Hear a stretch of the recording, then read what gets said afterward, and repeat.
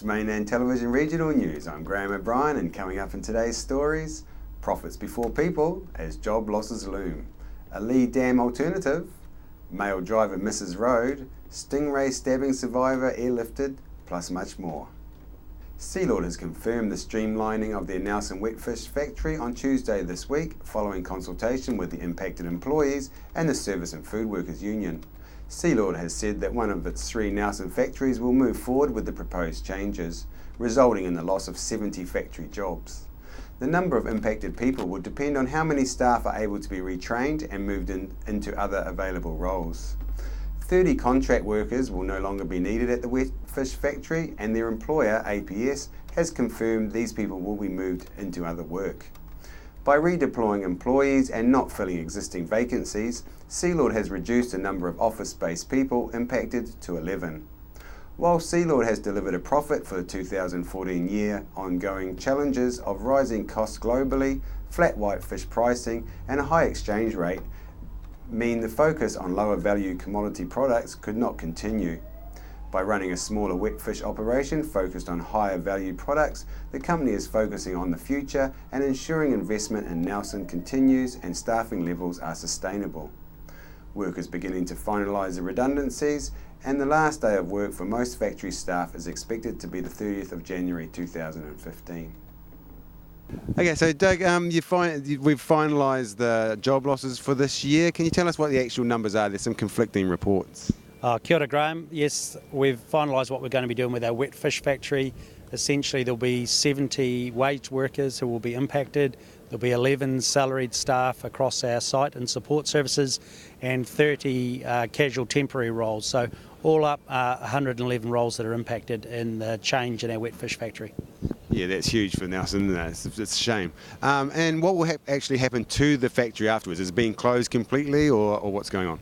It was very important for us to not shut our wetfish factory, and we looked hard for an opportunity to turn it from a loss-making business into something that could be profitable in the future. So what we're doing is we're amending the products we make in that factory. We're looking to make fresh fish for the Australasian market and whole round frozen fish for the Chinese market, both products which are very small but high margin and in strong growth. So we think that's the future for that factory. So I'm pleased to say that we are keeping the factory open. And that's all for fresh fish, correct? Yeah, fresh and whole fish into China. So the Chinese market are looking for fish that hasn't been essentially cut. So we'll be freezing them whole and sending that to China. So fresh and whole frozen. Yeah. And what was happening to the fish that you were processing there before? So it'll leave us with about 2,000 tonnes less fish in the wetfish factory, and we'll be putting that fish onto our Sealord frozen at sea fillet trawlers, and essentially our staff who currently process at sea will be processing another 2,000 tonnes of fish. And so there's no extra chance for those people off the land-based processing to go out to the boat processing? We've got a number of roles vacant across the business in our other 2 factories on land and also at sea. So we've talked to the impacted people now that we've reached the end of the consultation, and they're able to apply for those roles. So we're very keen to redeploy people, and the actual end number will depend on how many people want to either go to sea or work in our other factories. Sure. So there's some roles opening up there, and we won't know exactly till it's all been finalised. Absolutely. And we do have some people, obviously, within our factory who have reached a stage of their life where they're actually looking to take voluntary redundancy, and for some of them it'll work out very well from a timing perspective. We know Sealord's been through a tough time for the last 2 years, response to the Argentinian subsidiary UCAM being sold for a big loss, undisclosed loss. Are these cuts in response to some of this? We've looked at our business, and whilst we've returned to a very stable financial keel across the whole of the business, we've now looked at different parts of our business and said we need to be profitable in all aspects of what we're doing. So the Argentinian business is now behind us. The group's returned to profitability. However, we've got one aspect of the Sealord fishing business, which is our wetfish factory, which isn't performing at a profitable level, and we needed to do something to change that. I know that the Service and Food Workers Union said you didn't really have a very good convincing case for restructuring here, and I know that Sealord is saying they're making a 20 million plus profit forecast for this year. What would you say to that? Is there some argument there? Well, I think you've got to look at the role that the Service and Food Workers Union play, which is very strong in terms of representing employees. They've got a position that they need to uphold in terms of representing their members. They've done that very well in this process. However, we've got the financial position for that part of our business, and it's making substantial losses. It's in the many millions. And it's fine for the Service and Food Workers Union to disagree with that. However, I'm the one that's accountable for the total profit of this part of the business, and we needed to do something, otherwise the total business becomes unsustainable. Sure, yeah, sure. But I'm just saying with the forecasted profits for 20 plus million, things are looking up for Sea Lords, but not for the workers. Well, I think for the workers that are left, they'll be in a very good position. We're going to have a factory which we believe we can make profitable. There'll be opportunities for further employment in the future where we can look to grow that part of our business. And the only way you can really afford to pay employees more and make their terms and conditions better is to become more profitable.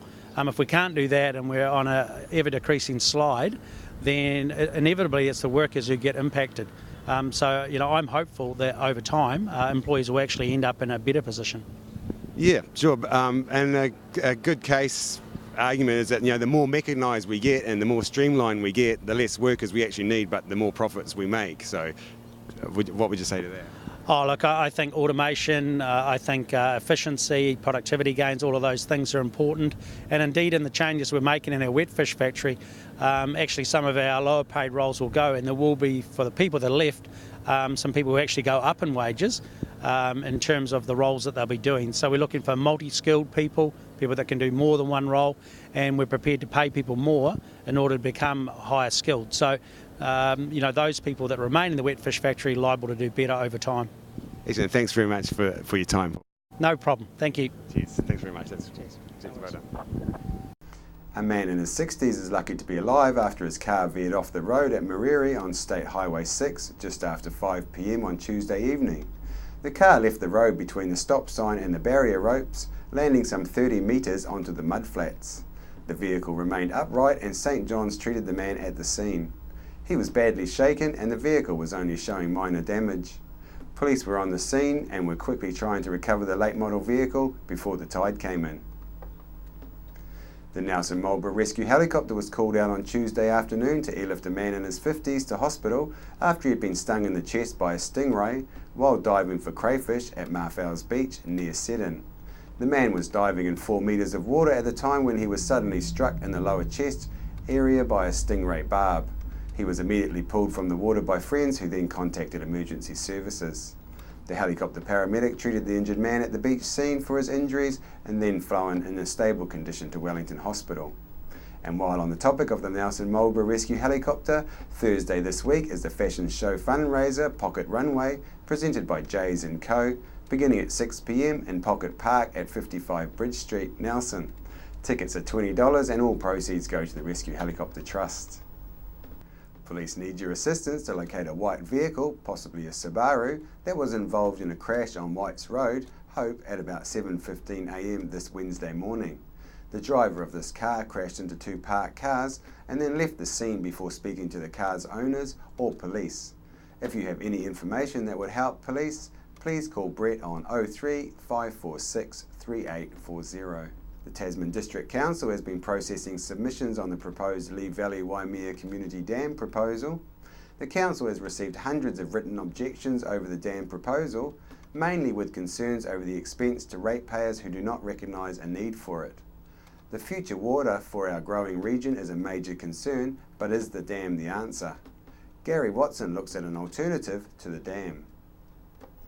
The Tasman District Council is currently hearing submissions on the Lee Valley Waimea Community Dam, but with huge opposition and the estimated costs continuing to escalate, the question is there an alternative solution to addressing the region's long-term water supply? Over 10 years ago, the TDC looked at piping water from Nelson Lakes, but did they take into account all the facts?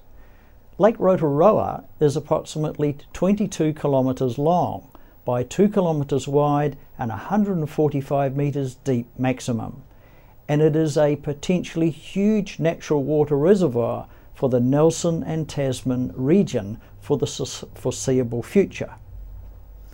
Lake Rotorua is in a larger catchment area with a higher rainfall than the Lee Valley. The water is flowing down the Gowan River into the sea right now in huge volumes. The small amount of water required would barely be detectable from the river, and the collection facility could be totally concealed. Using pure lake water means no major environmental damage, no risk to life of a dam breaking, and is a very simple and low-cost, reliable solution. Past studies are believed to have included the cost of purchasing land and all the legal costs involved, but this is not a major issue now, as pipeline costs are low and the land is mostly available at no cost. The existing railway reserve corridor from Brightwater to the Gowan River is still in place, including all the tunnels, and is an ideal gentle slope path for an above-ground, low-cost pipeline, so almost no land purchase is required and little earthworks. An above-ground large pipe is low cost to maintain and repair if required, and it would provide over 300 metre head at Brightwater, where the surplus could be discharged into the Appleby River and thus generate about $20 million worth of electricity every year, whilst also maintaining the current Waimea aquifers. The electricity revenue could pay the interest and the principal on the loan with little or no ratepayer funding required. A pipeline could provide Nelson and Tasman with an almost endless supply of quality water that would require little treatment. Existing water users could keep their current systems with no water restrictions, and their current water consents could even be increased. Auckland pipes its water from the polluted Waikato River with pumps and filters, but in our case it's a gravity-fed system and no pumps or costs in pumping are required. Piping water long distances is done all over the world. It's low cost, it can use low cost PVC pipes in the upper areas where there is low pressure, and steel pipes in the lower section where there is about 300 psi. Laying the pipeline above ground is low cost, and the whole project could be done within 2 years, so the benefits can be enjoyed earlier. This idea removes all the negative arguments of the building of a dam. Water rights and consents are required no matter which option is decided, but a pipeline is a very simple solution. Despite what the experts say, there are dams in New Zealand and all over the world that break. They kill people and destroy property. They are said to be 100% safe. Pipelines have next to no risk as they have shut-off valves and a limited flow.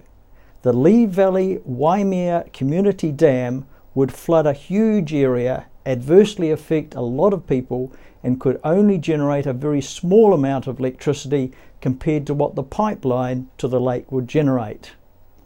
The question is, would the TDC and engineers consider this alternative or oppose it, as who can make big consultancy fees from just a pipeline and hydro compared to the complexities of a dam and all the issues associated. Using lake water would not require a huge region-wide rate increase because of the electricity generation revenue component. Maybe it's a case of a pipe dream actually being the alternative solution. People in Motueka have spoken out about a proposal once again to remove the wreck of the Janie Seddon, with 150 protesters making their presence felt on the shoreline of Motueka Quay in front of the wreck on November the 23rd. The community board is concerned that the wreck is unsafe and is making noises about having it removed.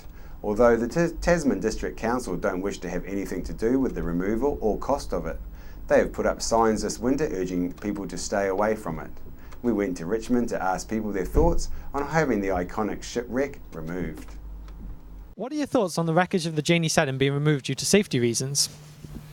Well, what I think is that if it can't be buried off to stop children actually going on it, then yes, it should be removed. But if it could be buried in a safe way that people could still see it and enjoy the fact that it's there, that would be okay too. I think it's a bit silly. I grew up, like when I was a kid, there wasn't so many boundaries. We survived. I think it's a bit silly. Yeah, I do. I do think it's silly. I think it's unnecessary. Children need to be disciplined and told not to claim on it and learn not to claim on it. Understand the consequences if they do. Leave the ship where it is. It's been there 50 years. Just teach those that might believe that safety is a prerequisite to keeping them alive longer. Teach them a few lessons of how to look after themselves and keep away from any dangers. I think children, learn aspects of safety around taking a little bit of risk as well. And as parents, you've got responsibilities around keeping your kids as safe as, but you can't take all the risk away. Doesn't matter. Leave this thing there, shift it. I don't care if no one's getting hurt on it. No need to worry about it. The resolution adopted by Nelson and 8 other councils concerning the secret TPP negotiations to offer some protections to council is now being lobbied for by locals in Gisborne. They share the same concerns as locals here on what the implications may be for local councils if this secret agreement is signed, with undisclosed provisions for New Zealand to be sued by multinational corporations. This is regardless of the people's best interests in offshore tribunals that could be described as modern-day kangaroo courts, as evidenced by leaked TPP documents and similar trade agreements involving the US with other countries. Nelson, along with Auckland, are being held up to Gisborne Council and others around New Zealand as examples of what can be achieved in principle to offer protections for local bodies against litigation by foreign corporations. After the break, we'll bring you the latest weather update and some events and happenings coming up from around the region.